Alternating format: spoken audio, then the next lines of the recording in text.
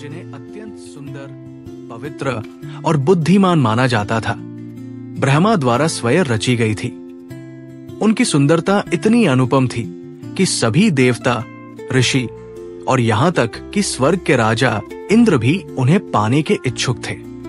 परंतु ब्रह्मा ने अहिल्या का विवाह तपस्वी और सिद्ध पुरुष गौतम ऋषि से कर दिया। गौतम ऋषि और अहिल्या का जीवन संयम, तपस्या और साधना में व्यतीत हो रहा था। इस दौरान इंद्र अहिल्या की सुंदरता पर मोहित हो गए। उनकी कामना इस हद तक बढ़ गई कि उन्होंने इसे पाने के लिए अनैतिक मार्ग अपनाने का निर्णय लिया।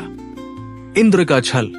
एक दिन जब गौतम ऋषि सुबह स्नान और प्रार्थना के लिए आश्रम से बाहर गए, इंद्र ने एक कुटिल योजना रची। उन्होंने गौतम ऋषि का रूप धारण किया और आश्रम में प्रवेश किया। अहिल्या, जो अपने पति के प्रति पूरी तरह समर्पित थी, इंद्र के छल को तुरंत नहीं समझ सकी। इंद्र ने अपनी बातों और रूप से अहिल्या को धोखा दिया। इस घटना को लेकर दो मत है। धोखे का शिकार। कुछ ग्रंथों में कहा गया है कि अहिल्या पूरी तरह अनजान थी और उन्हें यह विश्वास था कि उनके साथ उनका पति ही है। सच जानने के बाद सहमति।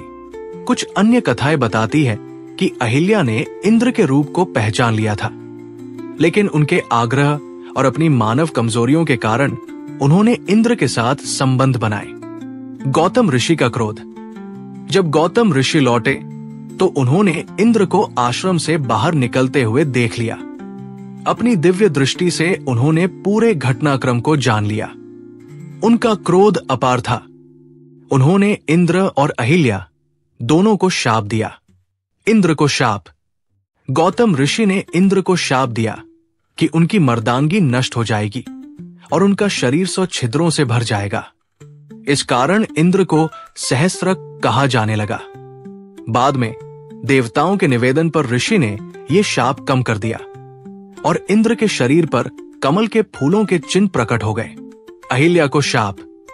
अहिल्या को ऋषि ने पत्थर बनने का शाप दिया। उन्होंने कहा कि वो तपस्या करेंगी और अपनी भूल का प्रायश्चित करेंगी। उनके इस शाप से मुक्ति तभी मिलेगी जब भगवान राम स्वयं उन्हें स्पर्श करेंगे। अहिल्या की मुक्ति। सदियों बाद भगवान राम जब अपने वनवास के दौरान ऋषि विश्वामित्र के साथ मिथिला गए तो उन्होंने अहिल्या के तपोबल और पवित्रता को महसूस किया। उन्होंने अपने चरणों से अहिल्या को छूकर उन्हें शाप से मुक्त किया। अहिल्या पुनः अपने दिव्य रूप में प्रकट हुई और गौतम ऋषि के पास लौट गई। अहिल्या, जिन्हें अत्यंत